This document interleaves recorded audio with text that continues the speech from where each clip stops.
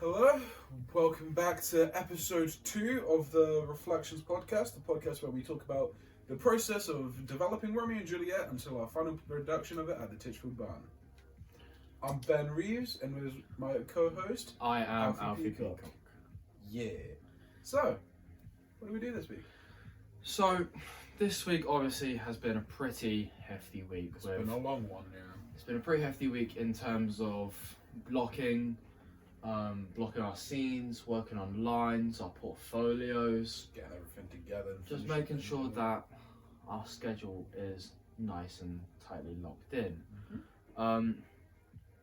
Saying that, obviously going off last Friday, where we was obviously finishing up the prologue and trying to incorporate some of the start of Act 1, Scene 1.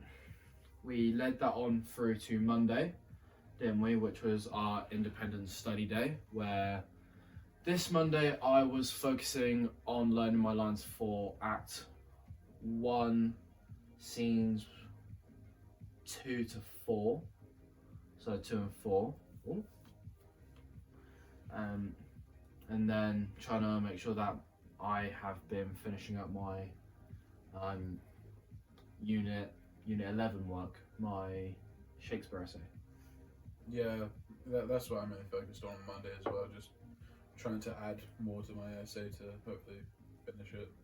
Yeah. So what are you doing your essay about again? My essay is about how we can contemporary Shakespeare into the nurse being a man, because obviously that's what we're doing differently in our show. Yeah.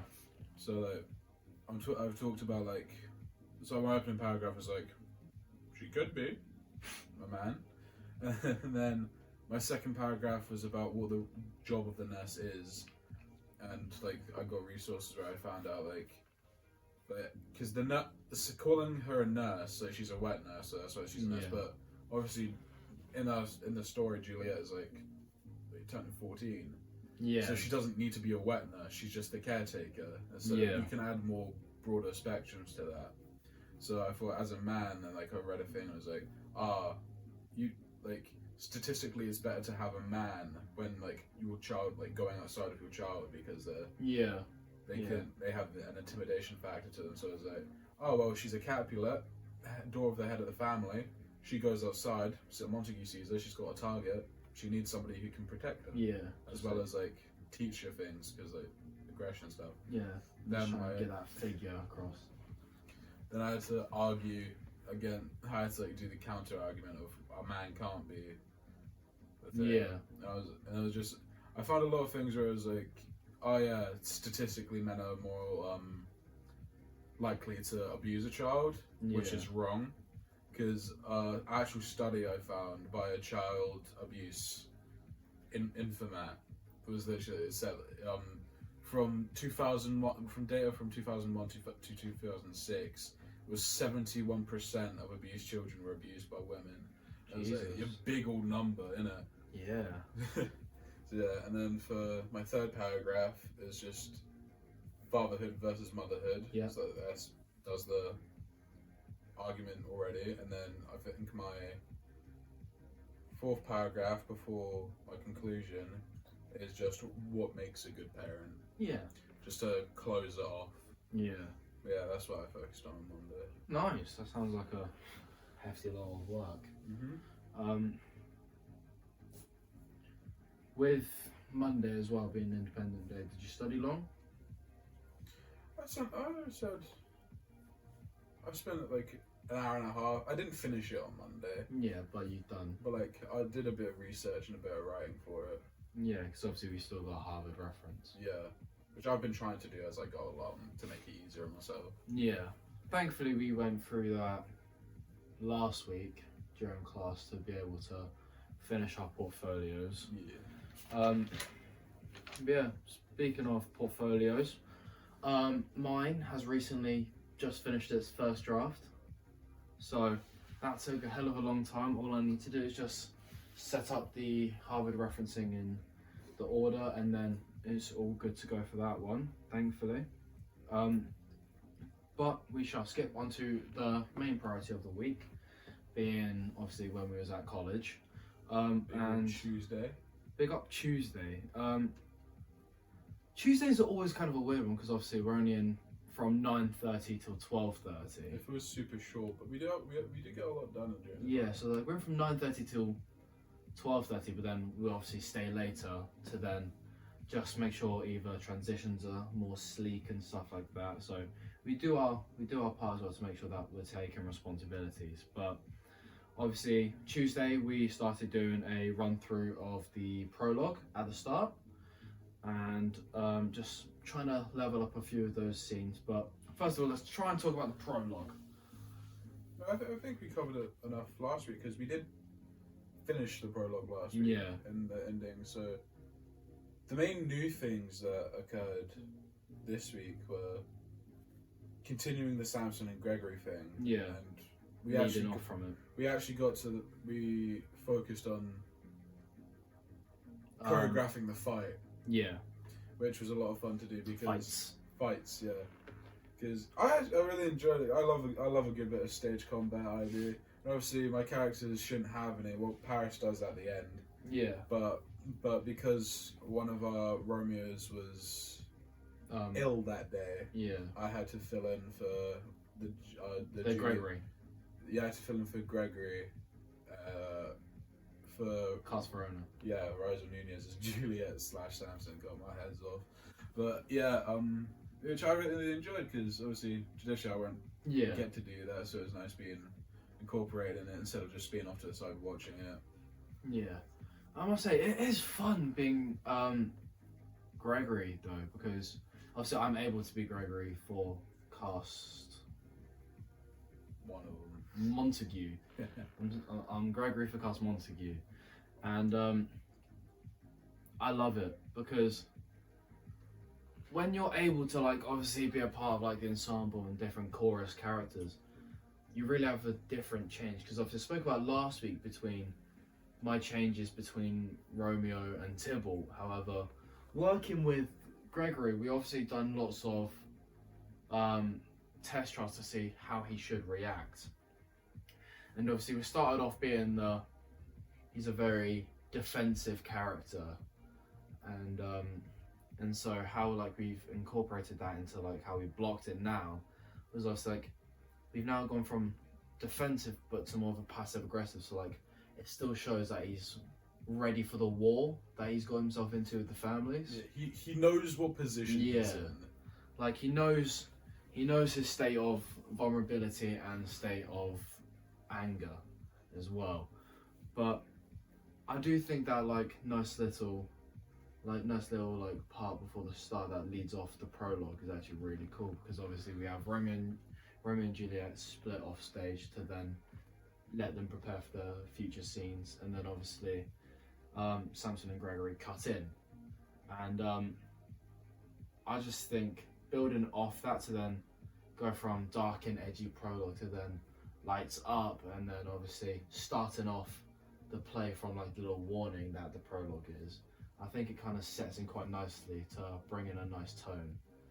Because like how we've done it is obviously we don't think of it, but like the scene is actually quite long, just getting from Samson and Gregory to the end of, or to the start of Prince's speech.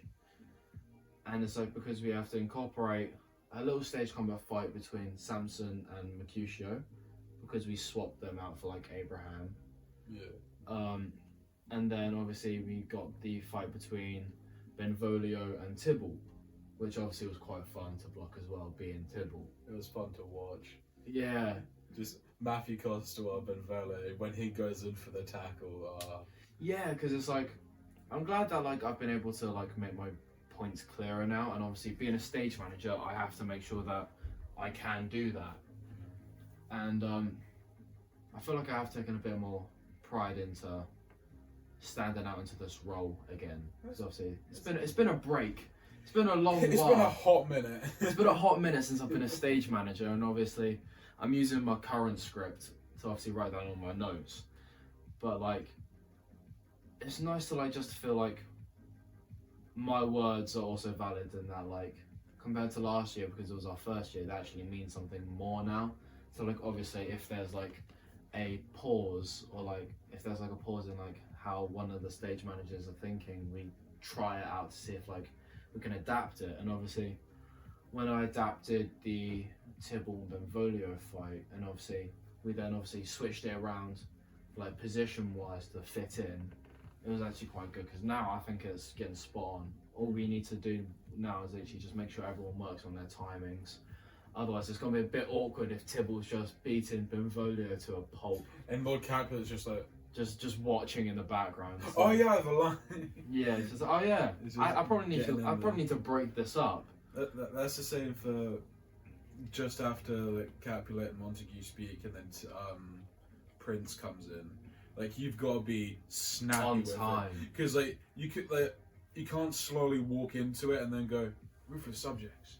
Yeah. You've got to be like, you've just shown up to the scene. There's a body on the floor. Yeah, like as soon at like all I do is turn. I hear the words, so I'm still like just a member of the ensemble. Yeah. But when I enter the character, I am quick to the front of the stage. Yeah. And I'm like, rebellious subjects, enemies to peace. Perfect. The same mistakes too. Obviously not that fast though. No. But what do you think like your like opinion was on like the fighting scenes and like being able to choreograph it?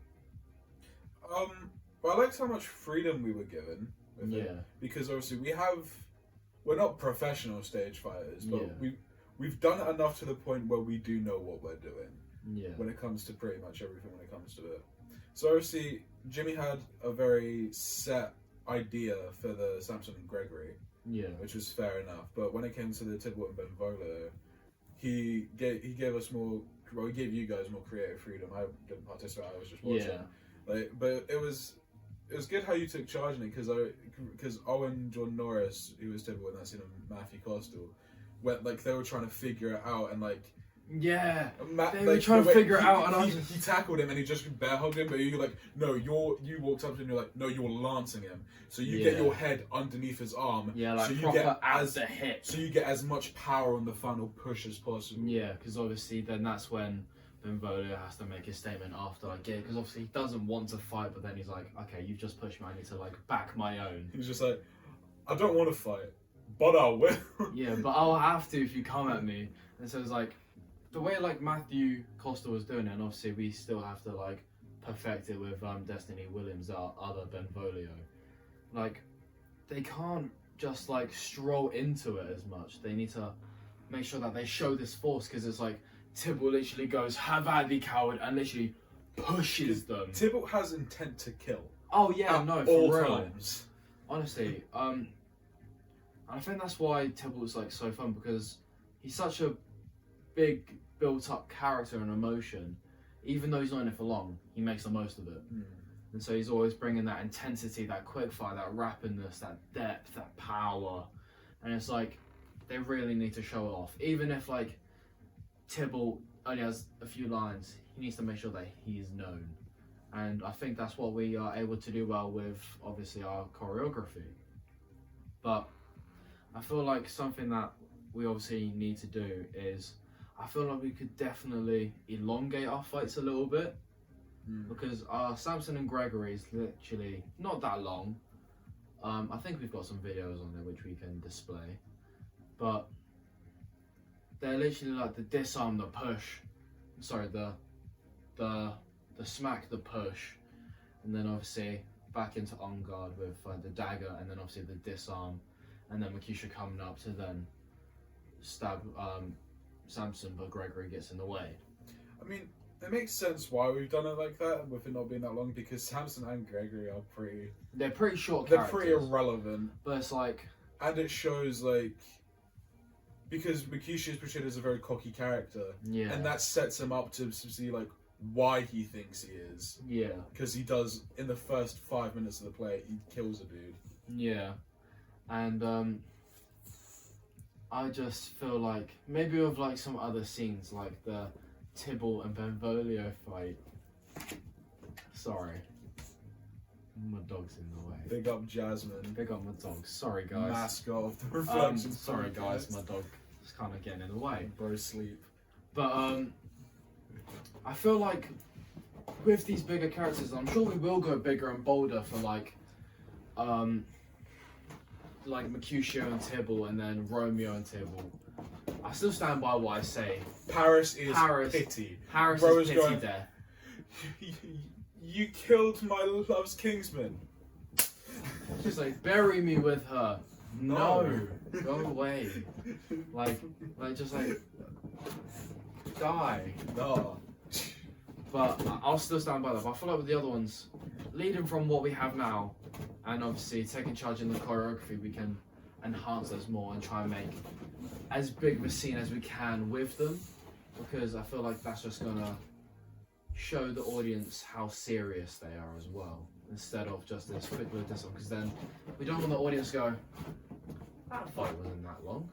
It was like, that was a bit underwhelming. We wanna make sure that we can bring everything to the table. And I feel like just with the practice on like the Tuesday session, just going through those scenes is really bring the fluidity and the pacing for all of us to then be able to step forwards and then do more in the later scenes, which hopefully will come by pretty well. But obviously, following on from those scenes, we have Prince's speech that I got to speak. You got to speak. We love to see it. And how did you take charge in that exactly? Or like, what was your vision in how to like block it and perform it? Well, I took a lot of charge from Jim because obviously I was smart and I learned my lines. So I let Jimmy guide me and what he wanted me to do to use the space. And I didn't think of the use of pausing, but he like told me to do it. Just like because obviously we've just watched it. Yeah. Like we've just watched a guy die, but you don't. Yeah. Obviously, in the audience, you're just like. It's not a big character. But in the the world that we are portraying, a human being is dead. Yeah. They ain't coming back. They gone. So it is serious. Yeah. And I feel like it was really fun. I think it was fun the way that I got to portray Prince in that, because there was anger that they did it, but there was also the disgust. Yeah, was fun to play with. Because obviously you how we've blocked is obviously you pick up Benvolio from the floor. I grab him by the scruff of his collar. Yeah, and pick him up and throw him at Montague. Yeah, and you just like is it you foul beasts? Yeah, what foul beasts that quench the fire of your pernicious rage. Yeah, like watching that, it just gives me the chills because like how you perform it with like the intensity, which is obviously what we always need. Because obviously when we spoke about last week about the auditions and how obviously trying to give 110% and you didn't, and now you've got your character, now you're playing that part above 100%, you can really show it.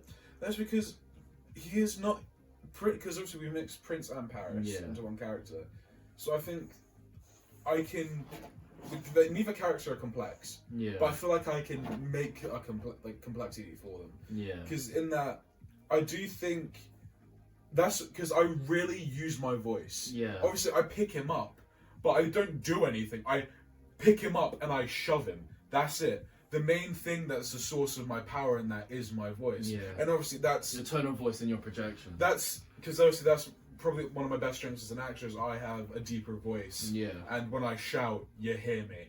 Yeah. That's why, like, when I did Henry V, it was a good speech for me because I could get yourself known. I can get to the commanding parts of my voice. So when I like shouted at all of you on the stage, like it worked. But that's the thing. I feel like that's all the power the character has. Just his voice. Just like the authority he brings from his voice. Bro can't back himself whatsoever. If Tybalt came at Prince wouldn't win. If Tybalt was not scared of the fact that I'm in a position of power, and Tybalt came for me, I'd be gone. Yeah. I'd be on the floor spooning Gregory. just like bringing that like little bit in as well. Yeah, and then I think because we did a really good job of how we were able to contextualize it. Because in the speech he goes, "You Capulet, come along with me," and then the next scene I'm with Capulet. Yeah. But we'll get to that on the day that we on the day that we staged it. Yeah. So yeah, but going into it, I didn't think it was going to be that fun of a character to do. But now that I've thought about how I want to portray the character. You've used a lot of techniques into being able to bring him to life. But making him my own, I've started to enjoy, and I think, obviously, 'cause I can play funny, I can play jolly, but I feel like when you're demanding, it's a different sense. It's not much that I've gotten to do, because obviously, the monster, he was still very empathetic. There's no empathy with Prince. Yeah. Because he knows what he wants. He's trying to get what he wants. Yeah. So it's fun trying to be that type of character, and I'm looking forward to see how I can further build on him, when I finally do a scene with Juliet, and when I do the final confrontation with you and I get put in a spliff. Yeah. Or to UAL, he dies. I die. Yeah. But yeah, Tuesday was very heavy on the blocking, but also structuring the techniques that we're using as well. So obviously you used a lot of vocal techniques to bring your power into it, and then obviously for me I had to use quite a lot of my physical techniques, and obviously my choral movements and stuff, and obviously bringing in all to this choreography as well. So we had a very, very diverse Tuesday. It was a good Tuesday. It was a good Tuesday, especially for only the 3 hours that we were in for. It was very productive and pretty solid, yeah. Yeah, but obviously how we ended Tuesday was to finish that scene. And obviously to finish that scene was obviously once you, how do you dismiss the Capulets again? How I dismiss... I dismiss every because because Montague and Ben Reeves on the stage. It's literally I look dead out, I'm on stage. You are downstage. Downstage right. Yeah.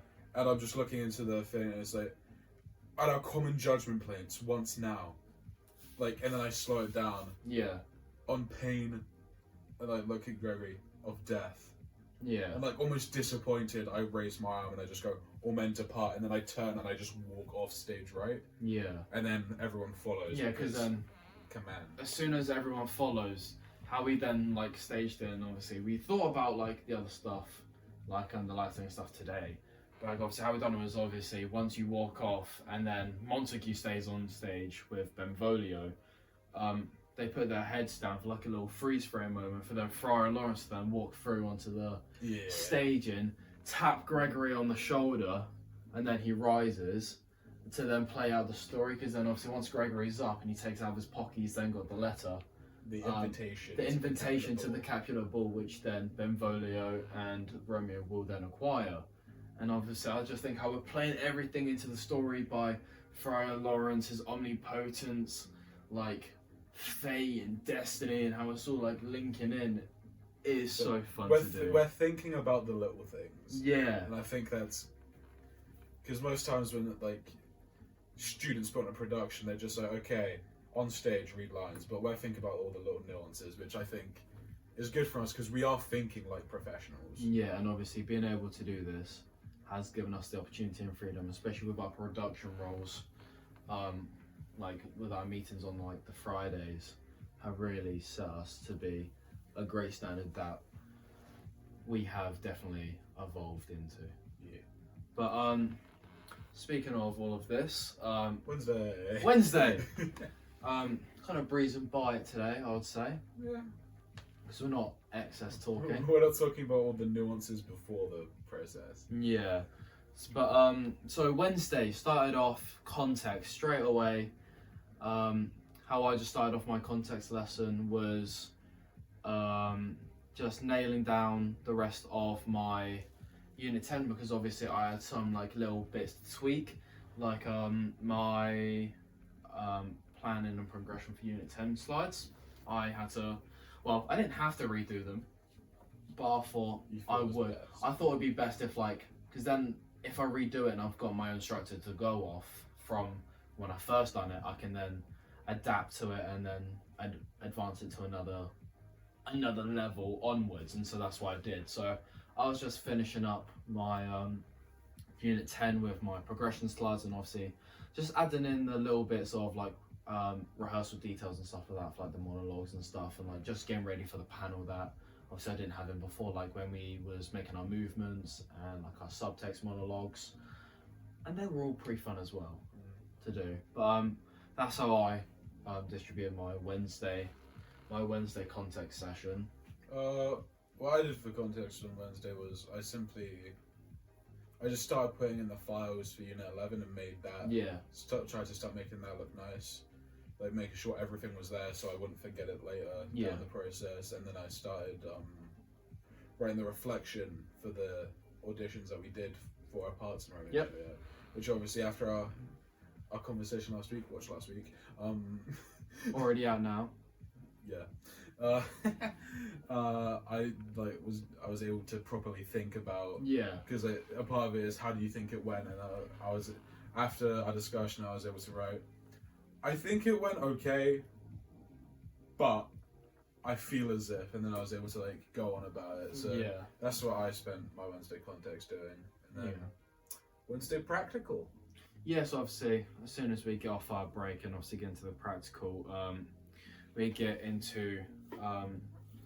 got into our room, and Jimmy was able to give us the freedom to start blocking some of our scenes, just so then we can get started on finishing up Act 1 as soon as possible and just refining it as well. We did a couple of quick run-throughs from what we already done on Friday last week and Tuesday this week. That's obviously just because we have 3 casts. Yeah, we've got to make sure everybody knows everything. We just got to make sure everybody knows it. And so if we come here into blocking, for scenes I got given finish up Act 1 Scene 1 with when it's just Romeo and Benvolio, which is obviously Romeo's introduction, and then finish up Scene 2 when he's obviously finding the invitation on the floor, and then and those were the 2 scenes I was blocking. Thankfully, being a stage manager, I have gone into so much detail about everything, and I'm not complaining because I'm grateful, because I just know that it sets me up to know everything in the order, the props, the set, and obviously just so then the envisionment's there, and I'm very grateful for it. It's just very tiring, but I'm here for it. So, what scenes did you do on Wednesday? I was only given 1 scene because we had both, like, the nurse and we had both nurses, and so I was given the Paris scene that's sooner, because there's the Prince speech, and then there's a scene of Paris, and then there's a scene of the nurse. Beginning of Scene 2. The beginning of Scene 2, which then leads to Romeo and Benvolio. Going to the ball, So I did that, and I only have 2 lines in it. Oh, okay. But I was talking with the Mercutios, with the Capulets as well. Annie Popov and Fernanda Biazin. I pray I said that right. But we talked about it, and because with the lines, traditionally, like, Paris should be very compassionate towards Capulet, because obviously he's like, buddy, ha ha ha. So he's like, of vulnerable reckoning are you both? Oh, and 'tis a pity that you've been at odds for so long. But how I've done it, because I'm like the Prince as well, like, I started it like, of honourable reckoning are you both? And 'tis a pity that you've been at odds for so long. Yeah. And then the next bit is like when he gets to his point about, like, he's asking him about Juliet, essentially. So it changed like, so long, but now, my lord, what do you say to my suit? And then obviously, it's a lot of just reactions for the rest of the scene, because my other line is, younger than she will happy mother's been made. And obviously it's just him accepting that he will marry Juliet. That's him just going, because Capulet's like, she's too young, wait 2 more years, and he's just like, no. Which is creepy. Very creepy. Even though we've aged her up, that means he's still creepy. Yeah. But what I did in this scene was mainly my reactions. Yeah. Because as I stated last week, I want the character to be, he's really like, he knows his power, and that's like, it fuels his ego a bit. Yeah. So I was like rolling my eyes when he was saying like, oh, it's her choice, not mine. I was like, because like he was like, but I want it. Yeah, It's he's mine. I'm the one in charge. I get what I want. But obviously, Yeah. he isn't in charge of this. So it's just all that until the end of the scene. Because Capulet walks around me and I just react. Yeah. And the reacting is very simple until he gives me the invitation. Because he gives me the invitation, like one for the character and then one that I have to hand out. Which helps with an easy segue for me to go off the stage. Yeah. So yeah, that's all I got up to on Wednesday. Yeah, so when obviously I had to block my 2 scenes, first thing that we done was focus on staging, because obviously as soon as we know we've got a reliable transition to go into, then obviously we can start blocking from there. And we started off with Benvolio talking to Montague, and then he's like, see where he comes to please you step aside, I know his grievance will much be denied. As he's saying that, I am coming from centre stage, from the audience's staircase. So then I'll be walking down. So it's kind of just like trying to make sure that like we use the space into as much as we can, and the audience are also intrigued in every little bit of the theatre space that we're in. So obviously I'm going down, I get to the pit, stand up on the pit as I'm talking. So then it's like, good morrow, cousin. I'm like, is the day so young? Because obviously he's very heartbroken at this point still, because he knows Rosaline does not love him back.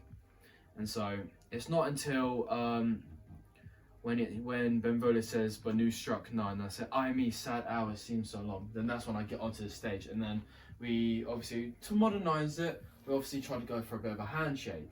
But at first, we're kind of playing into Romeo's mind being in every little place at once. So then he's like, he's going to agree, and he's like, was that my mother that went hen so fast?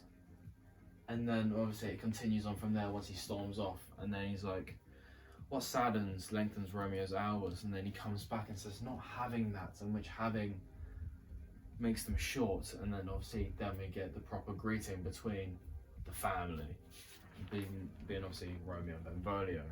And with a lot of this scene, it's really hard because I want to try and incorporate movement as much as I can possible, because I just don't want it to be still, and I want it to be as visually pleasing to the audience as it can be. And that is a very, very difficult thing to try and do. So it's like, we're trying to play into a part of like the prologue and stuff like that when Benvolio gets beat up in the earlier part of the scene in this fight with Tybalt, and he's like, I start grabbing him and like grabbing by his face and shaking him, just trying to show him this like this emotion of Romeo where he's kind of down and broken, but he's still kind of like trying to stay up there with his family, trying to make sure that like he's using his diaphragm to just like kind of like belt out his words in like a down but in a sounding energetic way. So then it kind of doesn't sound like a problem. But like, so I'm grabbing his face and it's like I'm just trying to move him so much where it's like I inspect his face and like then I go down. It's just like when I grab his face during during my line, should without icy pathways to his will. Then I've super got Benvolio reacting, and I'm like, where shall we die? And then I realise he's like scoring his face a little bit, and I'm like, what fray was here? Because obviously you can see that he's hurt. And I'm like, tell me not, for I've heard it all before. Here's much to do with hate, but more to do with love. And obviously, I think that line's so impactful because obviously Benvolio doesn't fight for war, he fights for the love of peace because he doesn't want the war. And then obviously Romeo knows that and understands him, so he's like, this is not hatred, you're fighting out of love because you wanted to stop. And I just think the way that they talk to each other is so intriguing and I love it. So then obviously during it, I've got all of my directions, just like all of my little nuances that we said earlier, to just make it a little bit more visually appealing to the audience, like chuckles, just like being able to like question, and then like a lot of physical movement because it's a big play, you don't want to make it boring. So then we've got quite a lot of physical movement of like trying to leave and then grabbing shoulders, swinging back when like during his lines. and like just kind of like a heavy set of movement blocking for it instead of emotions, just so then we can kind of get a nice basis down. And that's kind of what I was just doing for the first scene. And then on the second scene, where it's the letter, at this stage in time I was currently just writing down my stage directions, and then Matthew Costal was rehearsing it with Owen Jordan Norris. So I was just kind of inspecting, kind of seeing if I can change anything up. And I thought it was pretty solid all the way through, just obviously making sure that when it gets to some lines that we incorporate our pauses, and obviously for like the letters and stuff like that. And we actually got it down quite well. We moved quite a lot between centre stage and obviously downstage left and right.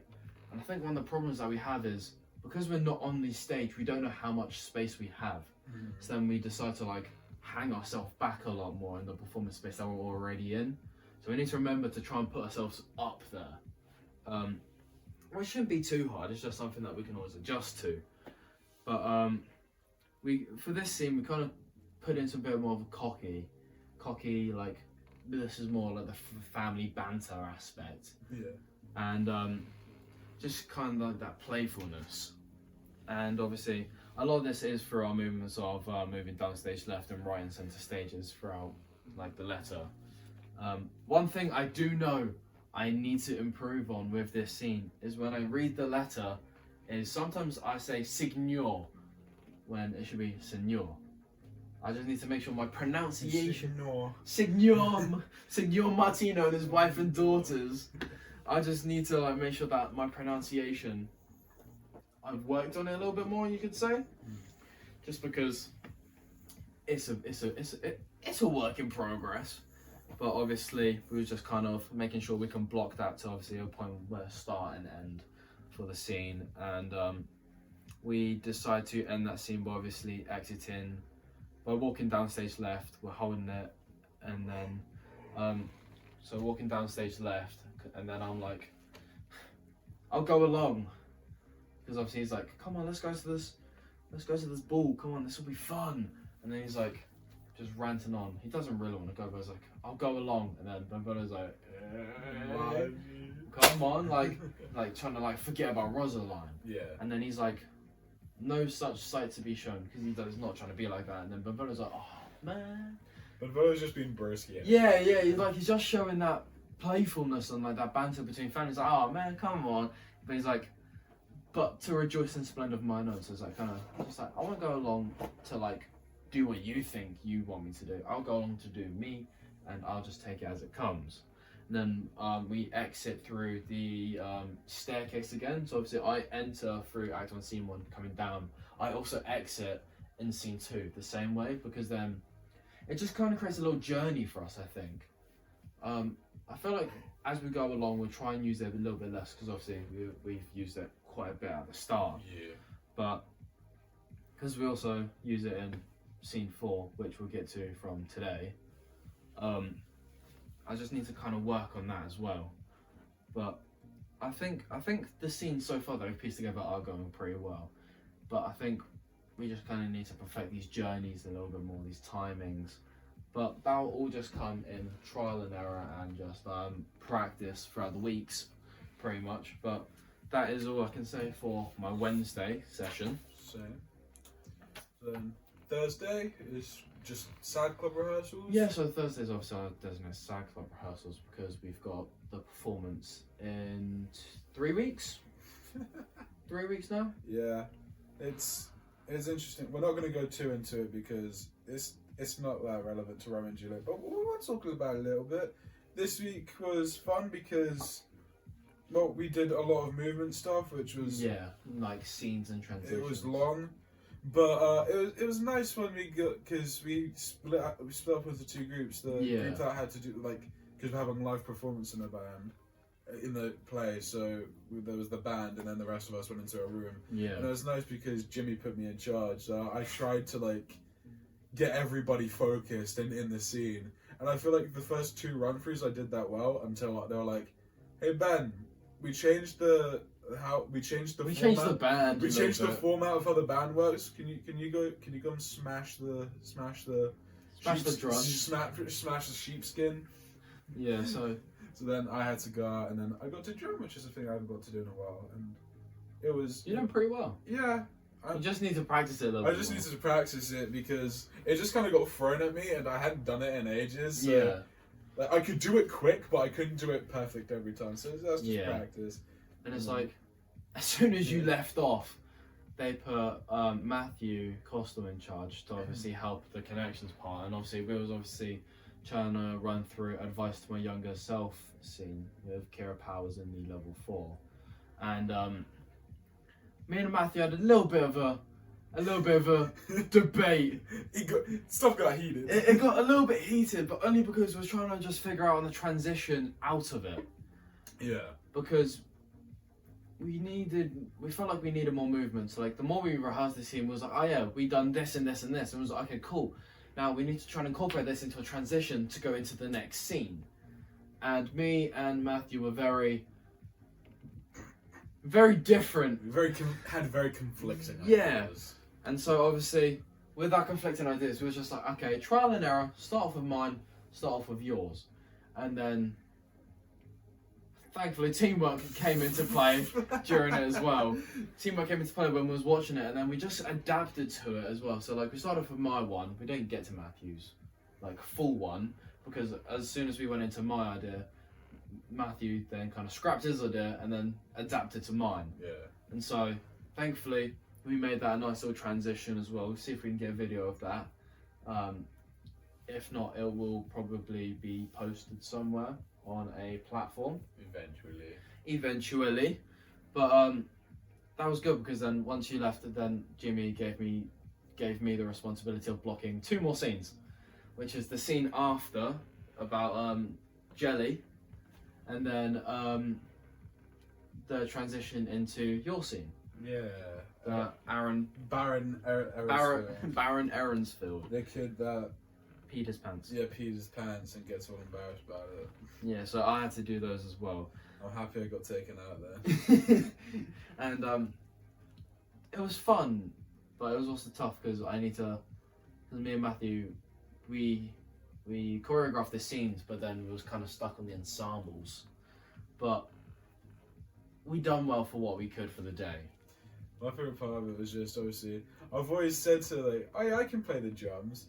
I've never, like, gotten to show you guys that I can. And, like, obviously when I had to perform it in front of everybody, I scuffed it. But when everyone was coming in and out while I was just practicing it, I was like, I'm doing great. You was doing great. I didn't know I could still go this fast with my old hands. Maybe the nerves got a bit to you. Maybe the nerves got a bit to me, but I didn't let them get to me. I made jokes out of it instead of going off and crying. Like, yeah, I should have. Yeah, but that'll just come within practice and like, just making sure that it'll be forward. And I spoke to the music department, and obviously you'll have a proper kit. I have a full kit instead of just a snare and a tom. Yeah, you have a full kit next week. I did speak to him about that, taking charge. But that was our Thursday. It was a bit eventful. And then today being Friday, the 1st of March. Yeah, today was just, I think the longest bit of today was the production meeting we had. Yeah, and I feel like it was one that we needed to do as well. Definitely. Because how we set off was obviously into our groups, and I went off into my stage manager group because there's me, Matthew Costello, and then Russell Ray Nunez. And so we just sat together with John Cowell, who's obviously a dramaturg, same as Matthew, and we just allocated ourselves. We got like a little PowerPoint, like a little spreadsheet called Divide and Conquer. But what that just basically means is all of us have got a specific job to go on and go and supervise and just see kind of production. Yeah, we've got other production groups that we are supervising and trying to inflict on more because of our specialties. So obviously I chose music and SFX, lighting, and then warm-ups. And so obviously I was with you quite a lot for the meeting with music. And lighting, because I came over once I was finished. But it was good. I think it was one that was well deserved and well needed because we have to get to a point where in our scripts we're making down these notes, and obviously we're passing it by for everyone, making sure that everyone's got the same idea, just so then this picture of Romeo and Juliet becomes more clearer. Because then once we have like all of our props and setting and like costumes, we're starting to get looked at today as well for characters like Tybalt and stuff. It becomes a big thing, and obviously with the stage managers, thankfully there's 3 of us this year. Yeah, instead of just one. Instead of just me. Last year. But thankfully we've got enough people to go around and obviously come together, and like we've all got our groups now. We've got our Spotify playlist to try and find some music as well, to just try and get the ideas and stuff, and then we started orchestrating some music of our own to incorporate into scenes as well, like the electric guitar for the fights as well. I mean, that's what you, Owen, and Zach Westmore were doing. Yeah. Because I took it upon myself to do a thing that isn't exactly that useful right now, but it will be a lot later. Yeah. Where I made the cue lists, like the scene by scene cue lists for both music / sound and lighting. Yeah. So that once we do have the cues, what we're going to like. The cue, like what sound we're going to use, what lighting we want to use, and like then in what scene. Yeah. And then just because it's like whether it's a visual or like a visual or heard cue. Yeah. Like say so like somebody says something that starts, or the tech sees something on the stage and then they go. So obviously I was able to add for the prologue, because we know what music we have, which is the dark cello music. Yeah, the dark cello. So I was able to add that already, but I created that so that we are ready for when we have everything, so we can keep everything organized as we go through. Yeah. So that's the main thing I focused on more than anything else today, was just making those cue lists. Yeah, and obviously after our production meeting, we showed Jimmy our block scenes that we done on Wednesday, and just try and make sure that we can incorporate them with transitions. Yeah, because I liked it because I got to, because obviously because I was being Paris. Yeah.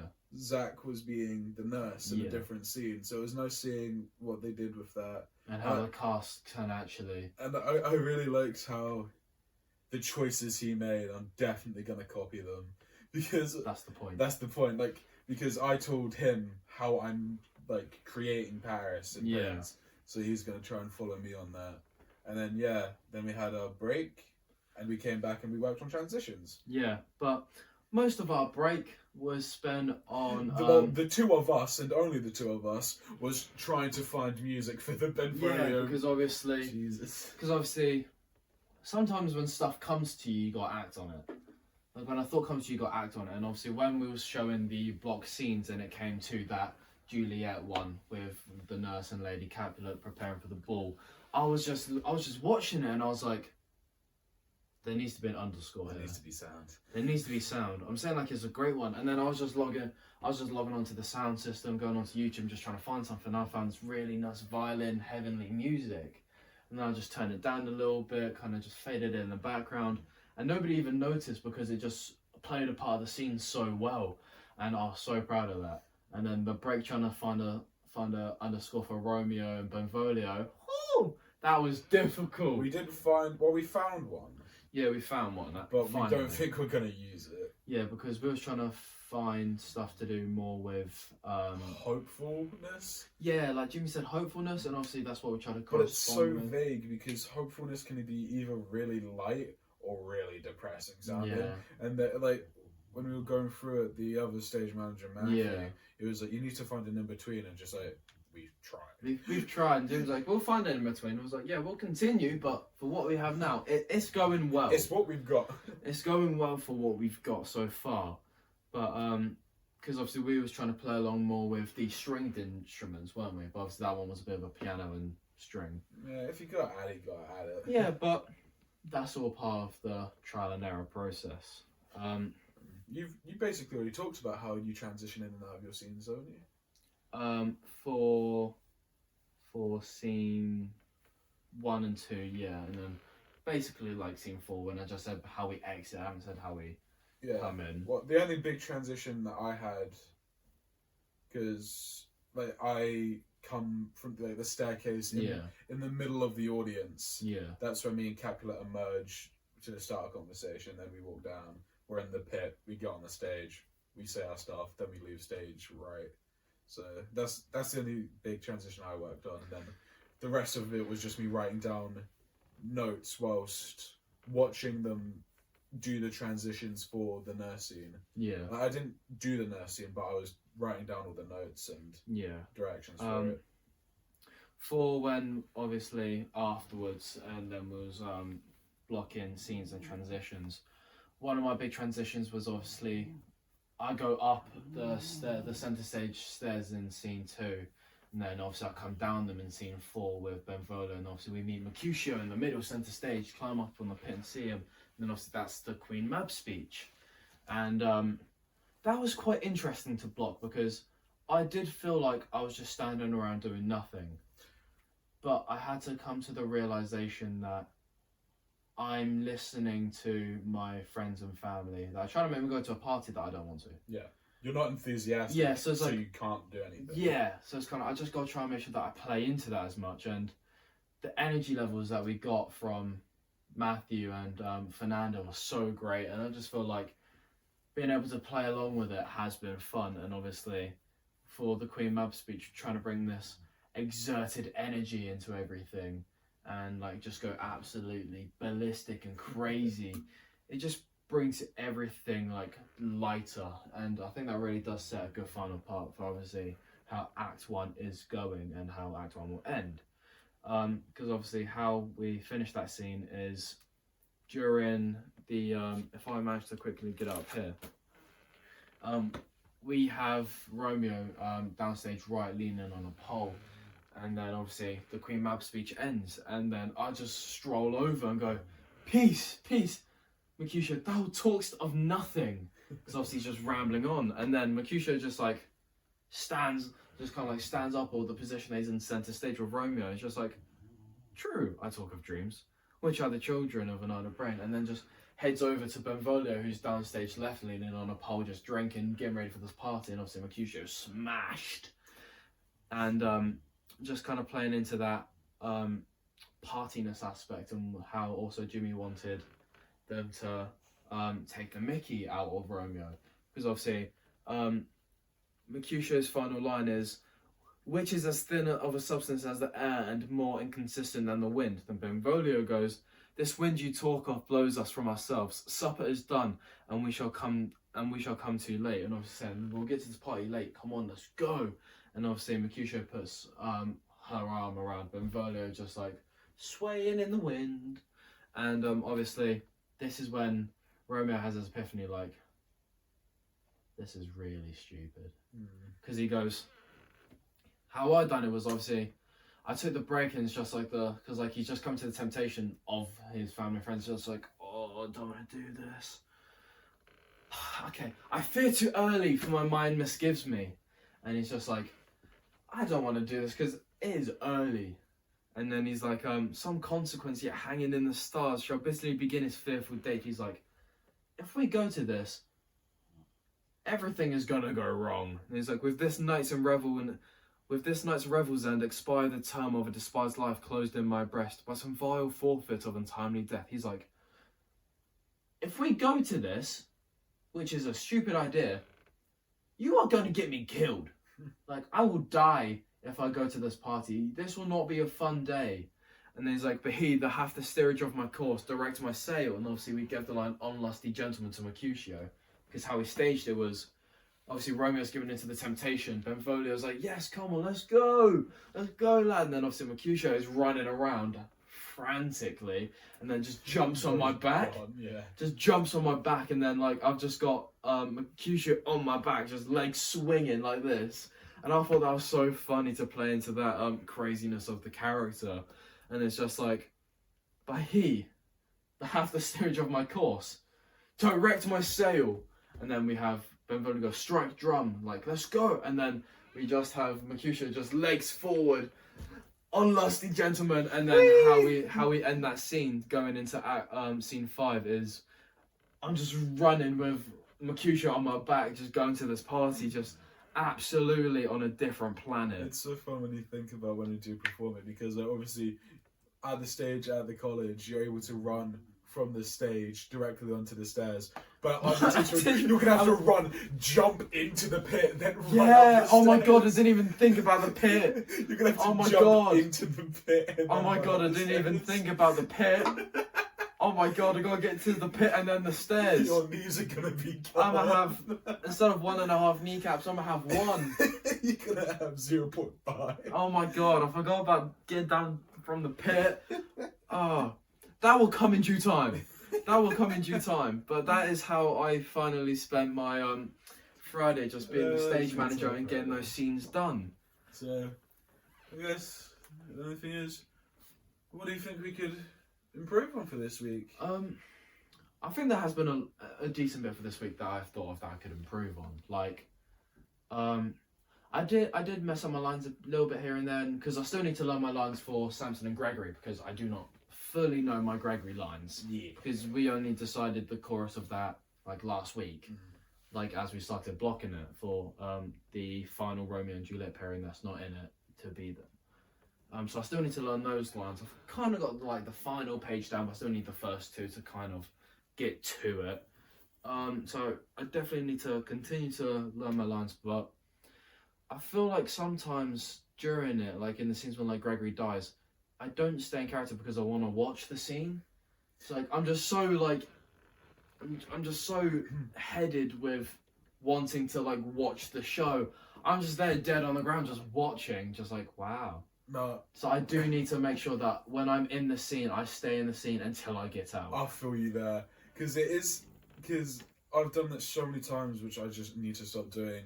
It's because obviously I'm facing the back, but like I look over my shoulder. During So that scene, I you're can, seeing the I can drama. see it in my peripheral vision, but there have been so many times in practice where I've just fully turned around and I'm just like, Yeah, it's because I'm so invested into our show. It's just 'cause Honestly, the state, like the combat, it's so smooth and I enjoy it.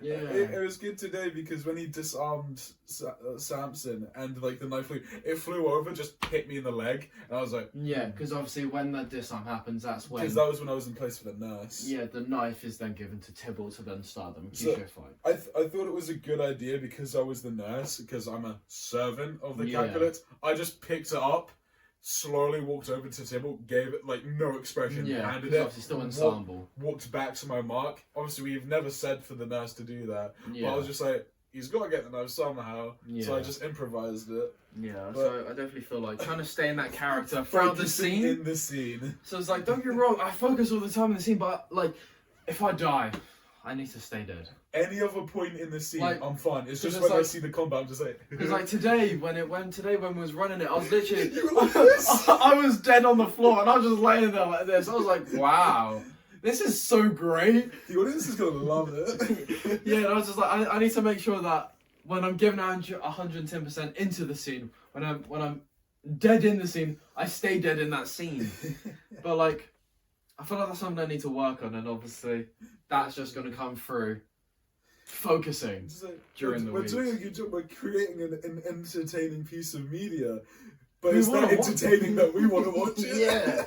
But that's definitely something I can improve on. Something that I definitely think my main strength throughout this entire week has been my contribution being the stage manager. So I feel like everything I've done, being my Romeo and like being Tybalt and being Gregory, that's all good. But when it came down to blocking the scenes, having my input, staging, like thinking about everything, like even today during the production meeting, I was like, do you know what would be a really great idea? Instead of just having these masquerade masks for the ball, why don't we incorporate them in other stuff? Like having black for the ensemble during the prologue, and then I spoke to the costume people, so I spoke to Scarlett Cronin, who's my Juliet, but she's also costume and makeup. I spoke to her, and I was just like, okay, how about this? We have masks, masquerade masks, but people get assigned their own colours. So I was like, Tybalt has a red masquerade mask. Obviously, there's going to be like diamantes and gems across it as well. Yeah, because the blood of his enemies. Yeah, so like Tybalt's red, and then we have Romeo, who's blue. So obviously to show the two different sides of the family. Then we have Juliet, who's white, represents her marriage, represents her purity. Yeah, represents her marriage, her purity, and all that. And then we have, we did say Friar Lawrence didn't have one because obviously he watches over everything. Where's God? He watches over everything, anyways, for us. But I did say Benvolio to be green because green is a very neutral color. On the pH scale, it literally is neutral. Exactly. And like he's just like neutral peace. He's got like no other motive apart from he just wants everything to stop. And then I was trying to figure out one for Mercutio because obviously he's crazy, and then obviously Scarlet went, how about purple? Because it's just out there. Because it's blue, because it's a mixture of the, obviously because we've got red for Capulet, blue for Montague. But purple's in between. It's not in between because he is part Montague, but that's the reason it's blue. But the red is like the rage that a Capulet has. He has it. Yeah. But he a Montague, so he's like tainted. Yeah. He angry. And then finally was, I don't think I missed anyone out. The nurses are black, that's grey mask, because obviously just ensemble during that bit. Dang. But I think you'll like this one. Prince / Paris during the prologue.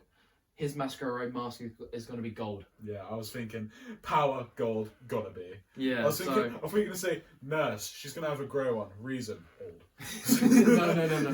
No. So then obviously, the final one was going to be Prince with a gold mask, obviously to show his presence and power and authority and all that stuff. And then everyone else in the scene will have obviously a black one for ensemble.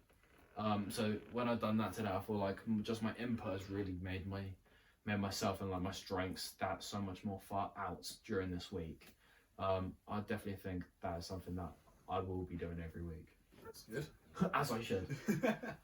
I think I need to improve on what you need to improve on. What, the focusing? The focusing whilst in the scene, because like I'd say one of my strengths is I think this week I've been really good at getting myself ready to be in the scene and then trying to get everyone else ready into the scene. Because like obviously when we were practicing it during the opening even last night, I was like, come on guys, we need you and you to make sure this person doesn't die. Yeah, because obviously I was running the prologue in the opening even yesterday and we had like half of the cast. Yeah, I had like 5 people just behind me as I fall off a balcony just like this.